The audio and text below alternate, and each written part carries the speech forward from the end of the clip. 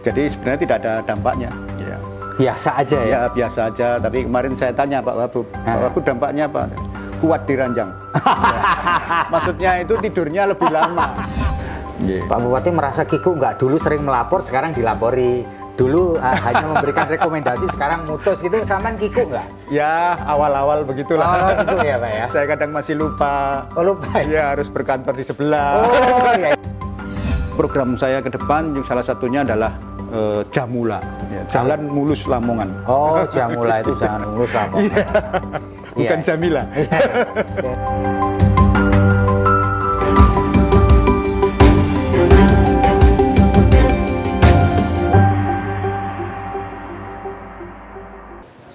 Hai, saya sekarang berada di kantor Bupati Lamongan, Jawa Timur. Saya akan bertemu dengan Pak Bupati, Pak Dr. Haji Yuhronur Effendi. Kita akan ngobrol dengan beliau. Saya kita ke sana ya.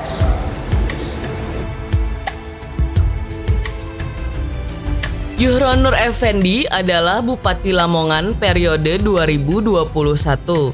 Yuhronur Effendi bersama wakilnya Kiai Haji Abdul Rauf dilantik menjadi Bupati pada 26 Februari 2021 di Gedung Gerahadi oleh Gubernur Jawa Timur Khofifah Indar Parawansa.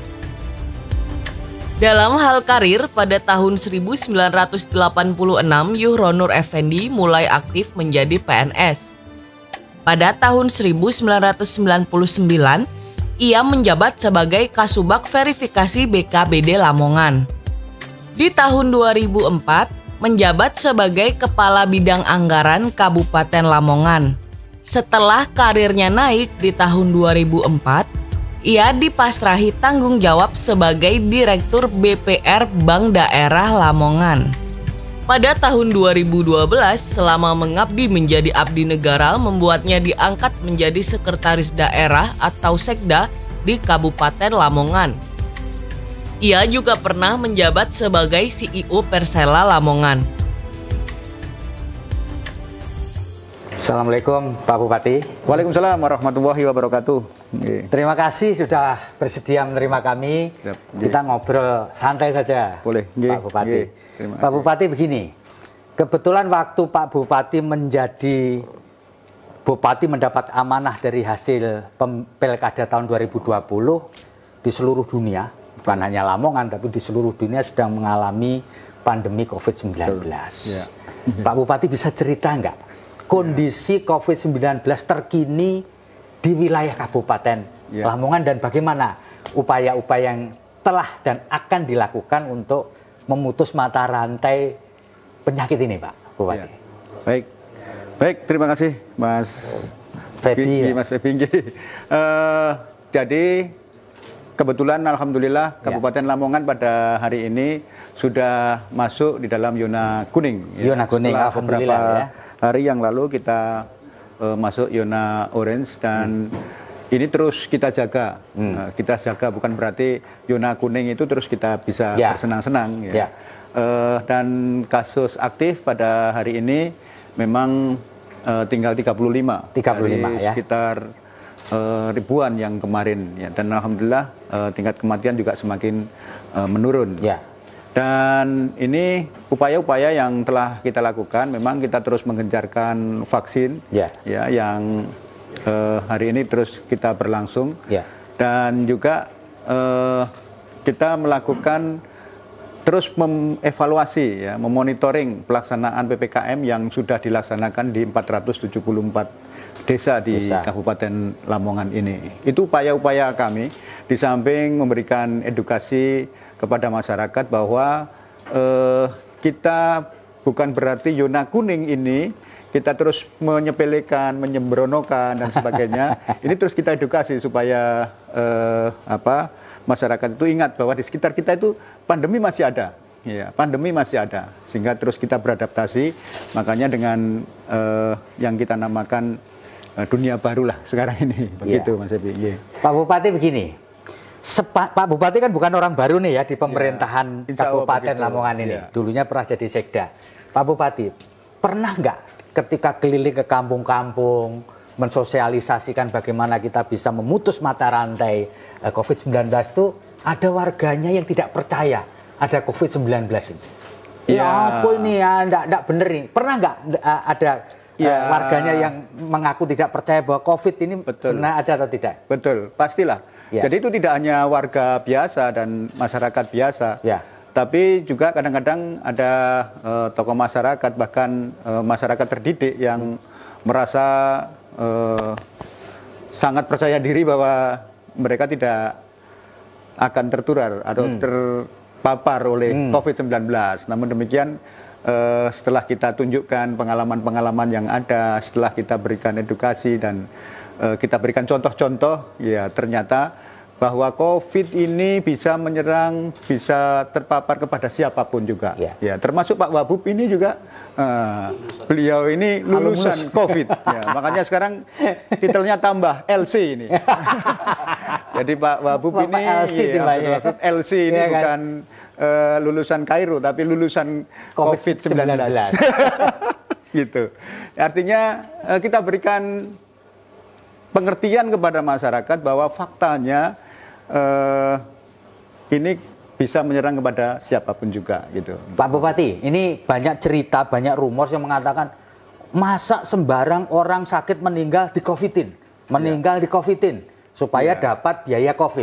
Nah, pernah mendengar rumor ini nggak di wilayah Lamongan, dan bagaimana ini supaya meyakinkan orang bahwa kita tidak asal pukul rata COVID-19, siapa yang meninggal di COVID-in nanti biar ada dananya. Gimana ini Pak Bupati? Ya, itu ya sering terjadi, bahkan tidak hanya masyarakat umum, bahkan dari keluarga saya sendiri kadang merasa sakit di rumah sakit ini tidak merasa kok saya ini tidak sakit, kok dikatakan COVID. Tapi padahal dari fakta pemeriksaan ini menyebutkan bahwa COVID. Memang pemahaman terpapar ini kan bisa macam-macam. Ada yang memang ini karena awalnya penyakit bawaan dan sebagainya. Tapi setelah kita tunjukkan faktanya bahwa hasil pemeriksaan ini akhirnya mereka mengerti begitu. Sejak tanggal 13 Januari lalu pemerintah Republik Indonesia menggelar upaya vaksinasi, dimulai dari Presiden Joko Widodo. Pak Bupati, seberapa banyak sudah warga Lamongan ini yang sudah terjangkau vaksinasi, baik untuk tahap pertama maupun tahap kedua, Pak Bupati? Sasaran sampai hari ini sudah 21.710 untuk tahap pertama. Ini sudah 16.524 sasaran atau sekitar 76%, dan yang sudah total ini sejumlah 7.801 atau sekitar 35% dari sasaran yang kita inginkan. Tapi kita terus termasuk prioritas kita yang terakhir ini adalah saya menginginkan untuk seluruh guru ngaji dan di musola-musola, termasuk marbot di musola, yang penceramah ini akan didahulukan. Kalau guru umum semua sudah ya Pak Bupati?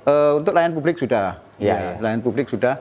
Dan kemarin untuk dai-dai di masjid-masjid, takmir masjid ini kita harapkan, kita bekerja sama dengan DMI, kita harapkan dalam waktu dekat kita menjelang puasa ini ada ketentraman di masyarakat lah, bahwa penyelenggaraan Ramadan besok bisa lebih tenang daripada dibandingkan dengan tahun yang lalu. Pak Bupati, ngomong-ngomong ini, selama program vaksinasi ini, ada nggak yang sempat nolak, Pak? Gak mau saya, gak percaya deh. Ya.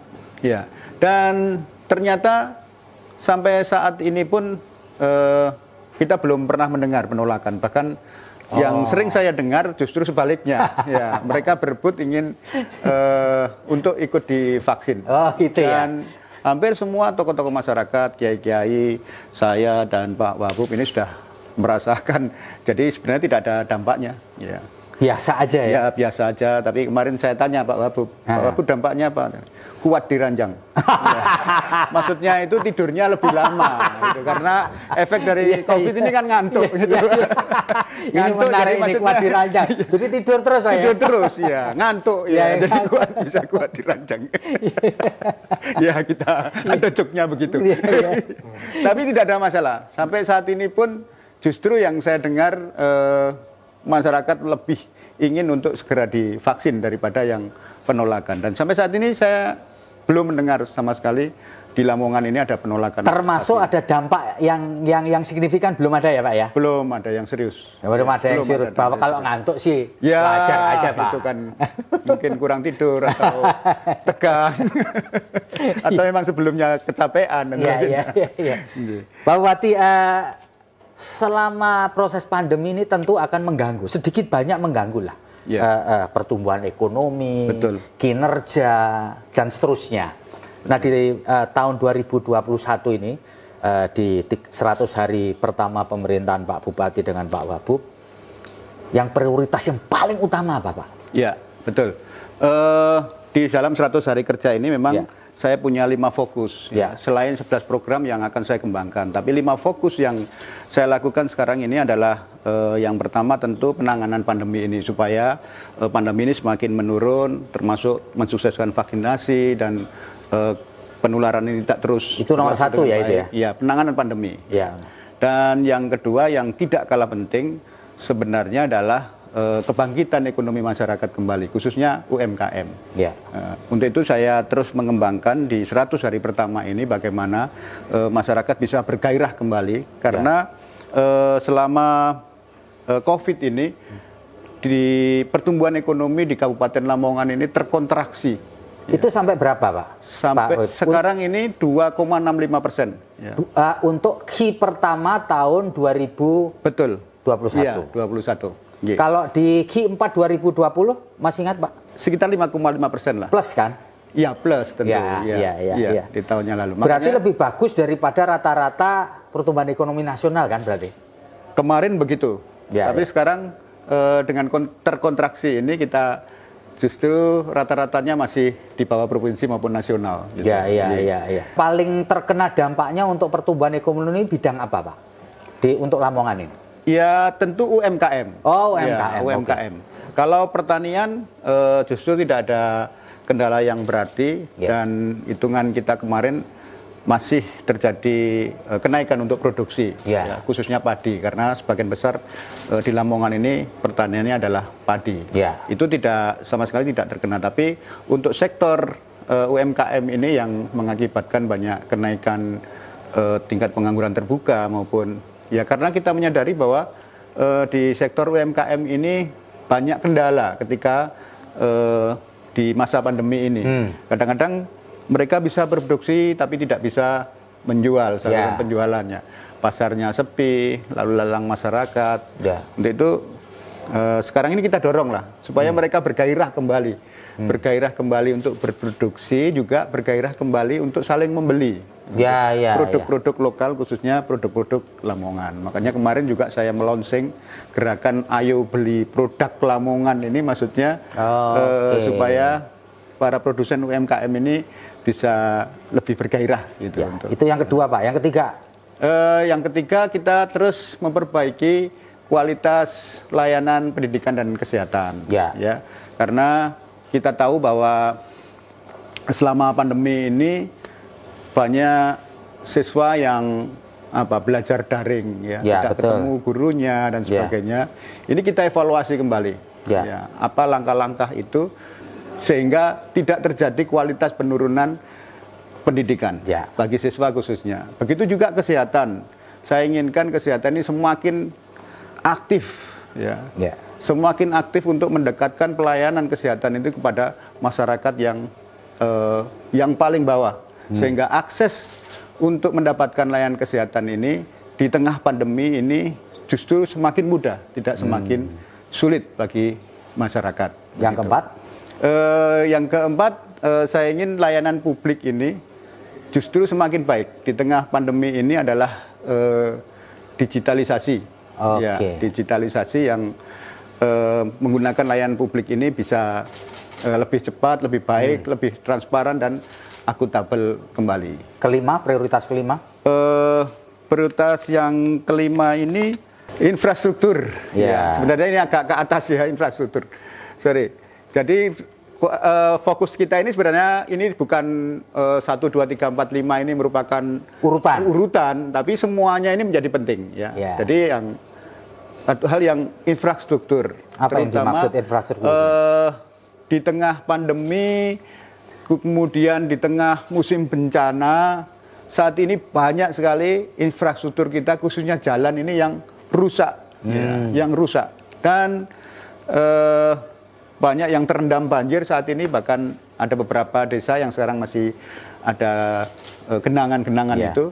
Ini mempercepat kerusakan-kerusakan daripada infrastruktur khususnya jalan. Untuk itu saya percepat khususnya di tahun ini supaya jalan-jalan ini bisa semakin baik dan layak untuk bisa dilewati, karena program saya ke depan salah satunya adalah Jamula, Jalan Mulus Lamongan. Oh, Jamula itu Jalan Mulus Lamongan.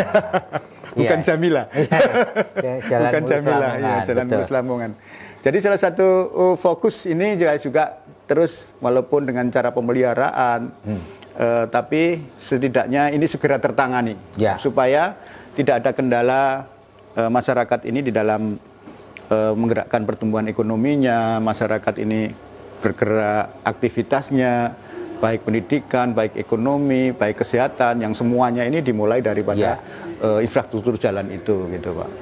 Pak Yuhronur, Bapak sebelum ini kan harus break dulu sebelum pilkada kemarin kan break dulu Pak ya. Nah, boleh cerita nggak Pak, selama proses campaign sampai Bapak dilantik oleh gubernur menjadi Bupati Lamongan tuh apa cerita yang paling wow gitu Pak selama Bapak kesana termasuk harus menghadapi atau terlibat di dalam proses gugatan di MK. Bisa cerita nggak Pak Bupati? Betul, ya. Jadi ada masa yang cukup lama ya setelah kemenangan pada tanggal 9 Desember yang lalu, dan itu pun belum bisa kita rasakan lah kemenangan itu karena masih ada tuntutan dan sebagainya. Kita konsen untuk itu.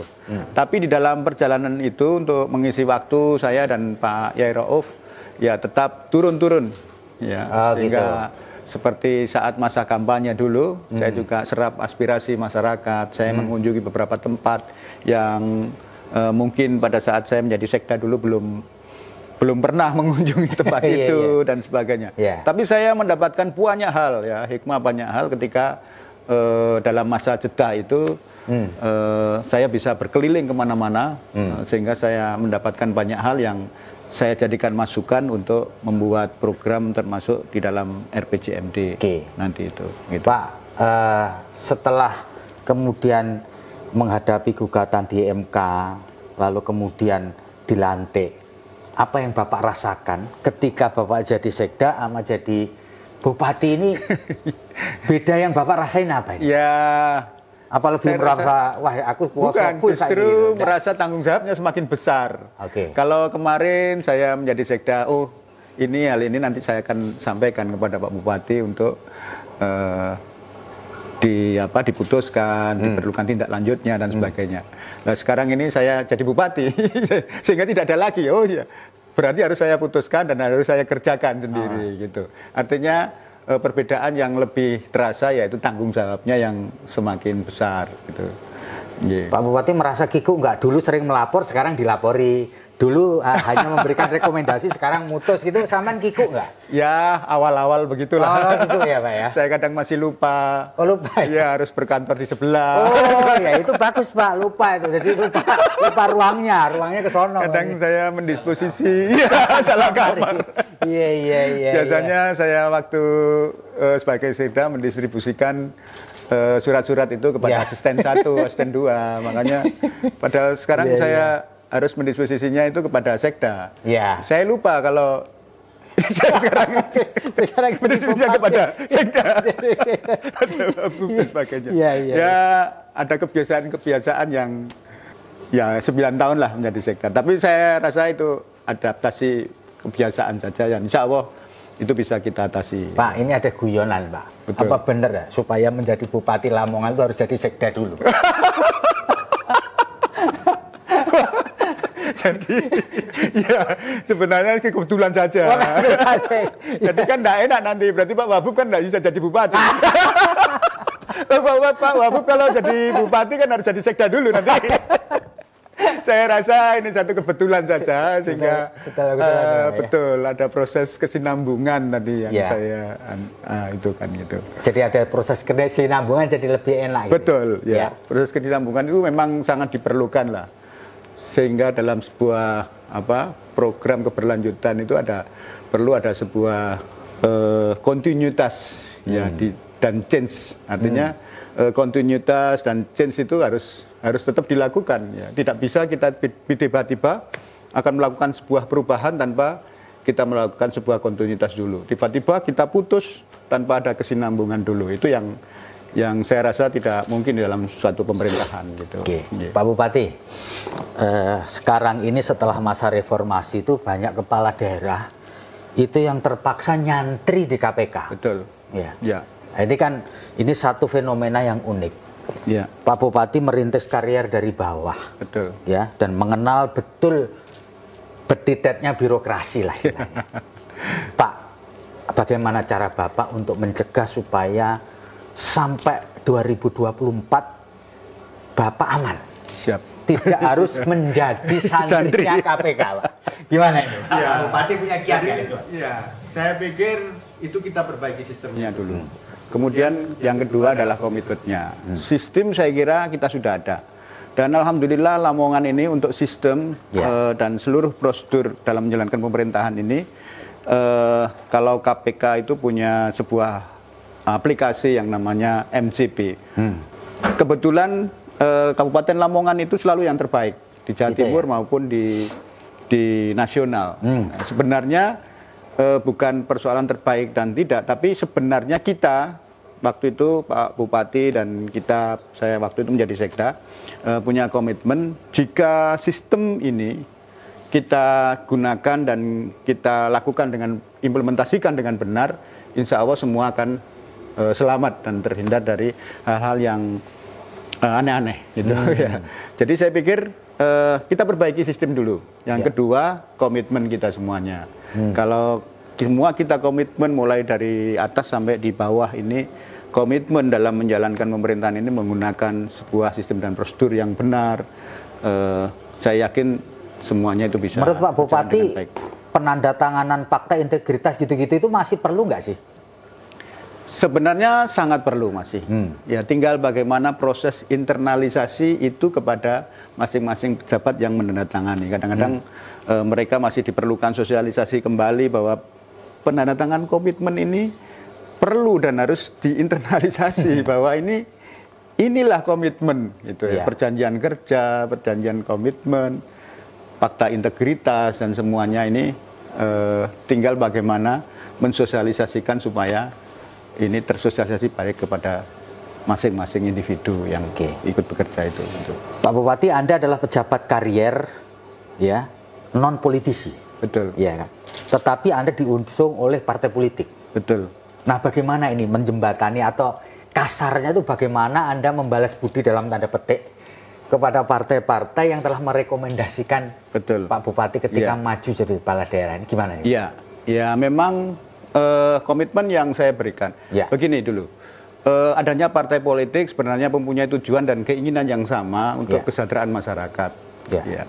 Begitu juga kami yang diusung sebagai bupati dan wakil bupati. Ini tentu juga mempunyai komitmen yang sama di dalam kesejahteraan masyarakat. Saya kira tujuan yang sama di dalam jalan yang berbeda dan saya pikir itu tidak ada hambatan yang berarti. Saya selalu katakan bahwa ya tadi juga ada beberapa partai politik dan sebelumnya juga banyak. Saya katakan saya terima kasih lah kemarin telah mendorong saya dan Pak Iro'of ini untuk menjadi bupati dan wakil bupati. Dan sekarang setelah saya jadi, nah ini saya minta untuk juga terus didukung, terus didukung. Yang saya berikan ini adalah keberhasilan program yang sekaligus itu menjadi keberhasilan saya dan keberhasilan partai politik yang mengusung saya. Keberhasilan saya untuk menjadikan sebuah program itu berarti menjadi kebanggaan juga bagi partai-partai politik pengusung saya. Artinya partai politik yang mengusung saya ini tidak salah pilih. Oh, gitu ya. Benar. Ya. Termasuk kader mereka yang sekarang ada di parlemen ya, di DPRD gitu ya. Pasti begitu. Dan karena pemerintah, Bapak Bupati nggak bisa jalan kalau tidak mendapatkan support daripada partai politik yang khususnya yang berada di legislatif. Ya. Gitu. Ya. Sehingga semua program saya mohon untuk terus ikut serta dijalankan, ikut serta dibantu, disupport supaya bisa berjalan dengan baik. Gitu. Ya. Yeah. Tentu publik kepingin tahu karier Bapak nih Pak. Bapak bisa cerita nggak singkat padat bagaimana Bapak memulai karir dari bawah, lalu kemudian berapa lama, lalu termasuk pendidikan Bapak. Bapak ini termasuk sedikit kepala daerah yang menyandang gelar doktor alias S3 ya kan. Ya saya lihat dari kurikulum vitae Bapak pernah S2 di 2 university kalau nggak salah. Bisa cerita sedikit Pak mengenai S1-nya juga. Ya, mulai dari karier sampai pendidikan Pak. Begini, jadi saya waktu itu setelah lepas dari SMA, saya masuk di APDN waktu itu. Ya. Akademi Pemerintahan Dalam Negeri. Kalau sekarang bernama STPDN. Ya. Saya sampai terakhir lulus administrasi, lulus tes psikologi, lulus. Tapi terakhir yang namanya penentuan terakhir pantukir, kebetulan saya tidak lulus.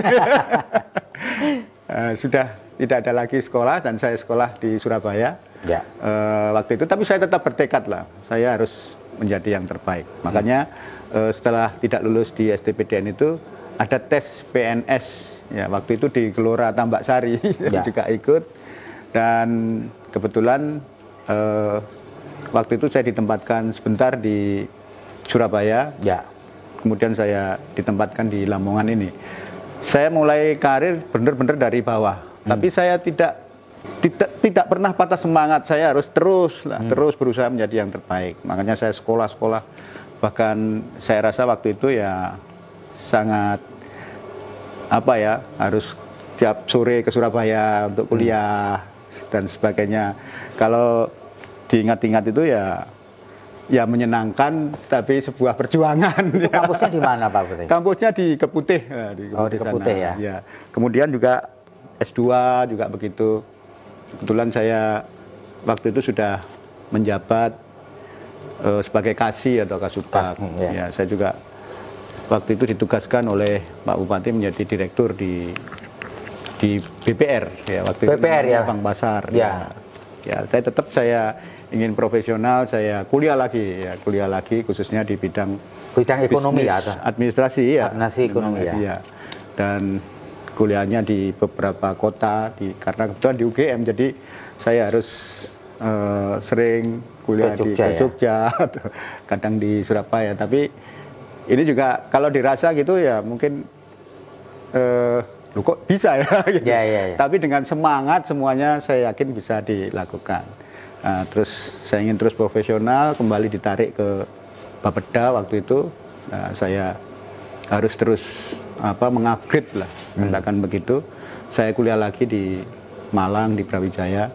Ya begitu, ya setiap Sabtu Minggu saya harus terus ya Malang, Surabaya, Lamongan. Jadi Bapak selesaikan doktor dalam berapa tahun tuh? Alhamdulillah 5 tahun. Lumayan. Itu pun saya tinggal 3 orang. Yang lain sudah duluan ya? Gak apa-apa ya kan? Yang penting selamat Pak. Lambat asal selamat gitu ya Pak. Iya, sama juga dengan ini ketika di magister itu di S2 juga seharusnya ditempuh 18 bulan, tapi saya ya 28 bulan atau tapi ya enjoy saja. Semua saya lakukan enjoy aja gitu. Gitu. Pak Bupati, kapan kepikiran mau nyalon jadi bupati itu kapan dan mengapa? Kepikiran nyalon bupati itu kapan dan mengapa itu pertanyaannya? Ya, saya sebenarnya juga gimana waktu itu ya saya pikir melihat calon-calon dan sebagainya. Atau karena Pak Bupati, wah aku mesti menang gitu. Atau pede begitu atau gimana ini? Ya saya pikir ya saya harus majulah gitu aja. Jadi maju-maju. Tapi kalau ya kita banyak diskusi lah dengan Pak Bupati, Pak Fadli waktu itu. Oh gitu ya. Ya kalau memang. Atau memang beliau yang mendorong Bapak untuk jadi pengganti beliau? Ya dengan diskusi-diskusi itu akhirnya ya kita sama begitu. Jadi boleh dibilang Pak Fadli yang memberi dorongan pada Bapak untuk jadi bupati gitu? Iya juga termasuk kawan-kawan lah. Oh, sudah ini diperlukan sebuah kontinuitas, kesinambungan dan sebagainya. Jikalau nanti orang lain khawatirnya kita apa yang sudah kita capai, termasuk teman-teman di eksekutif di jajaran pemerintahan begitu kan, memang ini harus terus kita jaga lah apa yang sudah dicapai oleh Kabupaten Lamongan ini. Nanti kalau orang lain khawatir tidak terjadi kesinambungan tapi justru setback balik ke belakang ini yang rugi masyarakat. Gitu ya, gitu. Motifnya begitu ya, supaya ada kesinambungan lah kira-kira gitu ya. Iya, dan itu pun prosesnya juga tiba-tiba ya. Udah terus maju aja. Itu. Tapi menurut Bapak bantuan Pak Fadli atau dukungan Pak Fadli itu signifikan nggak Pak? Ya tentu lah, tentu. Oh, tentu ya. Karena memang untuk menjaga kesinambungan itu tadi. Iya. Pak Bupati, ini ada obrolan di berbagai macam diskusi bahwa menjadi kepala daerah di Republik ini itu mahal. Jadi modalnya gede, gitu kan?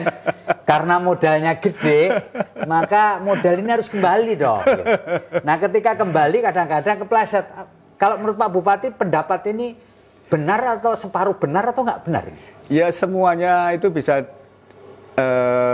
Saya pikir semuanya itu relatif lah. Oh, relatif ya, relatif. Dan kalau tidak harus banyak modal besar, kenapa harus modal besar begitu? Oh iya, gitu ya. Itu kan ada strategi dan cara-cara yang lebih efisien dan efektif gitu kira-kira ya. Yang cara-cara yang lebih elegan lah begitu. Tapi bahwa perlu modal betul kan Pak ya?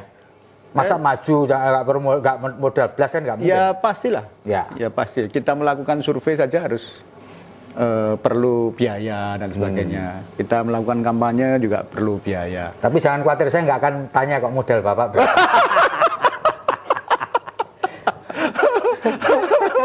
Pak Bupati dulu pernah pegang Persela kalau nggak salah. Ya. Nah sekarang ini sudah setahun ini sepak bola kita ini mati suri karena pandemi memang. Betul. Ya. Lalu kemudian mulai hidup lagi dengan Piala Menpora. Bapak ikuti ya, tapi tanpa penonton. Betul. Melihat Bapak sebagai orang yang tentu sedikit banyak menggemari sepak bola. Kalau Pak Bupati ngeramal gitu, kira-kira Piala Menpora itu bisa kembali menyemangati kita untuk sepak bola bisa gayeng lagi, bangkit lagi meskipun tanpa penonton sekarang. Betul. Ini. Gimana Pak Budi? Ya, kemarin juga saya sampaikan ke teman-teman. Jadi saya pikir ini momentum pertama kita untuk memulai sepak bola ini kembali bergairah. Ya. Tapi jangan anggap kalian ini tidak ada penonton di stadion ini terus kamu merasa sepi sendirian.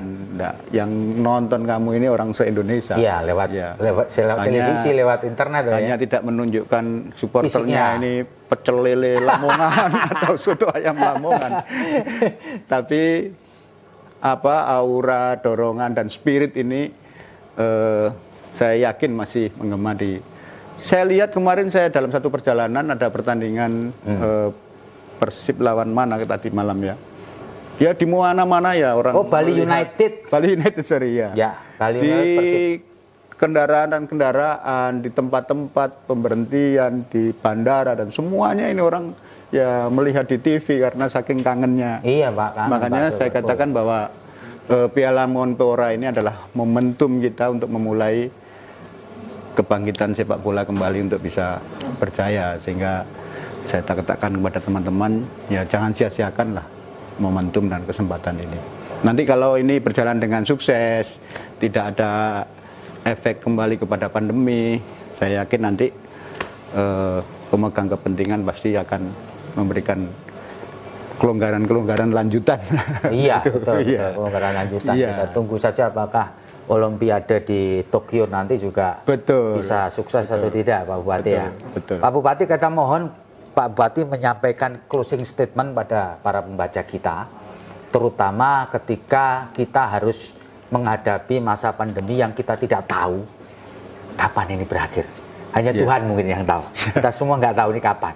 Ya, apakah vaksinasi ini juga akan bisa menjadi alat atau senjata mujarab untuk memutus mata rantai COVID-19? Ya, baik para pemirsa dan pembaca Tribun Network yang saya hormati dan saya banggakan, ke depan kita akan senantiasa hidup dengan sebuah kebiasaan baru. Karena di sekitar kita masih ada pandemi yang ini harus kita lihat sebagai kenyataan yang tidak bisa kita hindari. Untuk itu ke depan, mari kita tetap semangat, tetap beraktivitas dengan baik, tapi kita masih ingat bahwa di sekitar kita ada pandemi. Tapi kita anggap bahwa pandemi itu bukan halangan, tapi justru pandemi ini sebagai kebiasaan baru yang itu membuat kita juga membuat kebiasaan-kebiasaan baru. Tidak lupa memakai masker misalnya, menjaga jarak, selalu mencuci tangan dengan hand sanitizer dan sebagainya. Sehingga COVID dan pandemi ini segera berakhir dan kita bisa beraktivitas sebagaimana biasanya. Saya kira itu. Terima kasih Pak Bupati Lamongan, Bapak Dr. Haji Yuhronur Effendi. Saya Febi Mahendra mengucapkan terima kasih pada para Tribuners yang telah menyaksikan obrolan kita dengan Bupati Lamongan didampingi oleh Bapak Wakil Bupati. Kita akan bertemu lagi. Mohon maaf kalau ada sesuatu yang kurang berkenan kepada Anda. Assalamualaikum warahmatullahi wabarakatuh. Om Santi Santi Om. Selamat siang, salam sehat.